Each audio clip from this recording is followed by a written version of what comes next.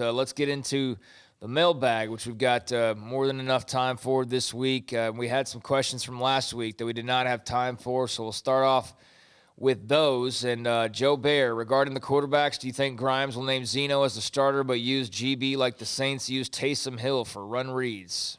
Yeah, I mean, I still think, I still think Zeno's going to be the starter. I really do. That's been the vibe that I got all spring, that I do think it's going to be him. But I've also mentioned, I think Gerry proved that he needs to be on the field to some extent. And if that means he's going to be used like Taysom Hill, I think that's a perfect situation for him, because when you see him run those read options, he can be really dangerous. And in goal line packages, I think he could be dangerous as well. So, yeah, I mean, that would not surprise me at all, especially with the problems they've had with running backs getting downhill in a hurry. You know Gary's going to get downhill in a hurry. So, yeah, that could be a very interesting take right there.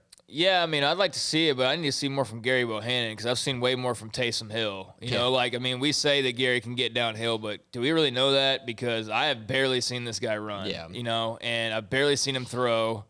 I mean, quite frankly, the top 5 plays I remember of Gerry Bohanon are like him coming in a very predictable situation where it's very obvious that he's running the football, or that, you know. Well, his career game was UTSA, where he just ran for like 100 yards. Right. Against. And how long ago? That was like a billion years ago, it feels like, at least. And the score was like 56-14. There was like no pressure. Yeah. So, I mean, we need to see more. But, I mean, if he's able to do that, then, yeah, that would be a nice little wrinkle. I'm not sure, you know, how much they would go to the well on that one. But the more options, the merrier, especially for an offense that had trouble scoring last year. Brown Bear, any update on preferred walk-on C.J. Rogers? He seems to be woefully under-recruited and could be a steal if he stays with Baylor. Yeah, I mean, if he ends up at Baylor, which I believe is going to happen, he'll move in May along with all the other recruits. And let's get this clear. He's not starting next year. No. Because I've seen his name like 5 times in the last week, and I'm pretty sure we just wrapped up a full spring of quarterback battle, and he's not going to jump in and win the race. And just because he is a steal does not mean he's going to be the starting quarterback for Baylor next year. He was a guy brought in. Or ever. Very true. Because of his upside is why he was brought in, not because of who he currently is.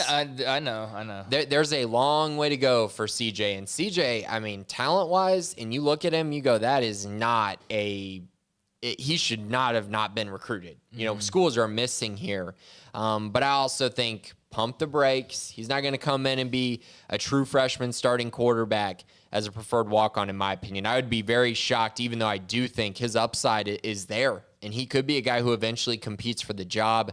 But I think the veterans, I still think Zeno and Gerry are the guys to watch as far as heading into the fall. Oh, yeah. I mean, do you realize how good he would have to be to come in with no spring ball and just jump in like late summer with no proven ability to run this offense on the field or at all, or a single class taken, a single meeting attended? And only played, 4A football? Played 4A football. And, I mean, granted, that's a nice level. No, it's 4A. Argyle, 4A with the best team by a mile. I mean, but like the best team he played was La Vega.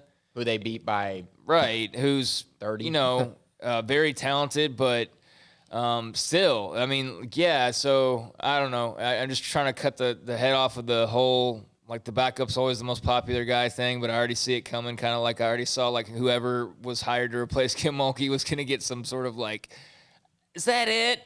But, you know, that's kind of the cycle of just being around long enough now. You kind of see those things happen over and over. And get ready, because this year... If game one... Oh, yeah, for sure. With no set quarterback, it's going to be... It's going to be a disaster every week if the starter doesn't perform up to expectations, which is 400 yards and 5 touchdowns every game. Yeah, and Brown, I'm not just singling you out. I'm just... I've read C.J. Rogers' name, I swear to you, more times in the last, 8 days than I have in, the last 8 months, for real. Right. So I guess that's just a product of spring wrapping up and just, making sure he's going to be on the team. But, I mean, unless something changes, he'd be a Baylor Bear. Like, that's all pretty much wrapped up. Yeah, should be in May when he arrives. And just, like I said, that's the only update. There is no other update, on any offers that have come in or anything like that, which is good.